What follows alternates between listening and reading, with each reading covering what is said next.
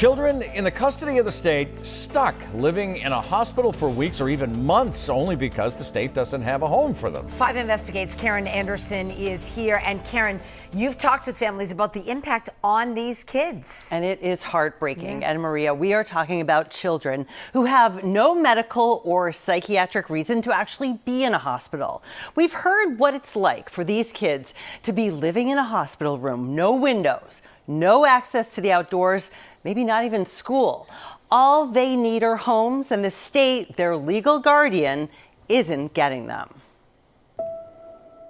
Oh, it's devastating. You watch them wither away in that bed.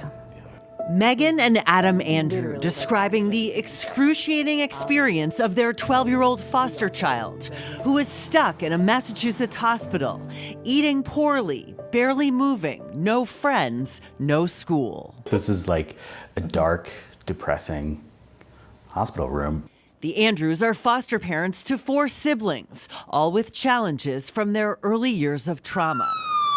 In January of 2021, the Andrews called an ambulance after one child reached a crisis point. Our child has a mood disorder, and our child also has significant PTSD and anxiety based on their trauma history.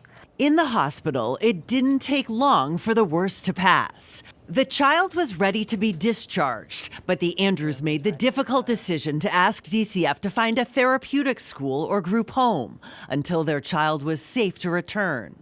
But DCF couldn't or wouldn't, so the child lived in the hospital for 51 days. Sleep till whenever, wake up, eat, watch TV all day.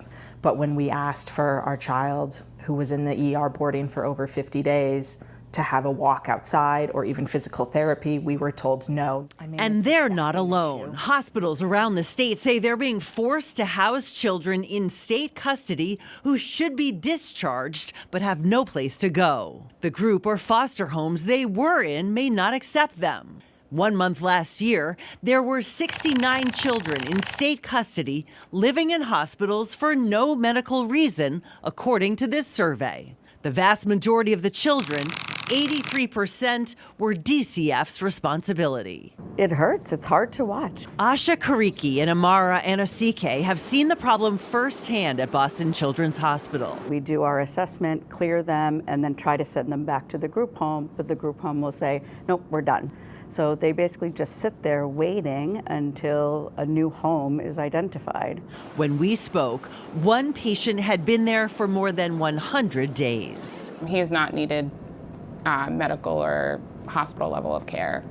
He needs a foster placement. The saddest thing I've heard is a child say, you know, initially I don't want to go back there, but after days passing or weeks passing, having kids say, well, I'll be good. Can I just go back home? I don't want to be here anymore. And that is just, it's heartbreaking. All too often, Asha says, the children have no one advocating for them, and social workers can't get in touch with DCF. It's a lot of unreturned calls, a lot of calls with voicemail that's full or not set up. Warehousing children at hospitals has a ripple effect. They're taking up placements for really sick children throughout our hospital system. Here's their room. Unlike a lot of other stuck kids, the Andrews foster child does have a home. The child, who uses the pronouns they and them, is now in a long-term group home. The Andrews say their room is ready as soon as they are. When they are well and safe, we just want them back in that door. These are our children as a society, as a people, and we are failing them. Now, the Department of Children and Families released a statement saying DCF works with multiple state agencies to find appropriate placements.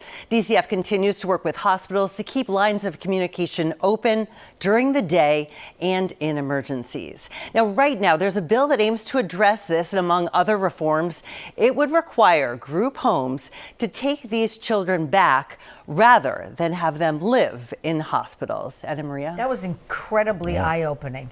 It really was. Powerful, Karen. Thank you for that. Thanks for shining a light on that.